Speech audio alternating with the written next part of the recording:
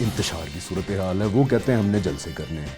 ہم نے فیصلہ کیا ہے کہ ہم بالکل ان کو اجازت نہیں دیں گے.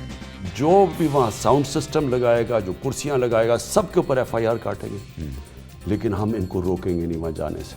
جن کے ساتھ بہت زیادتی ہوئی ہے پچھلے 70 سال، ایک بلوچستان اور ایک کراچی. کراچی نے تو آپ کو یعنی کہ دل کھول کے مینڈیٹ دیا، اس سے زیادہ مینڈیٹ کیا کراچی دے گا آپ کو؟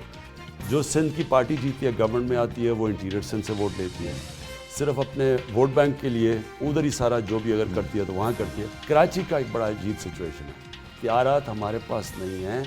پیسہ جو ہوتا ہے وہ ہماری فیڈرل گورنمنٹ سے چلا جاتا ہے صوبوں کے پاس. وزیر اعظم عمران خان کا خصوصی انٹرویو حمزہ علی عباسی کے ساتھ آج رات 7:30 پر ہم نیوز اور 9 بجے ہم انٹرٹینمنٹ پر.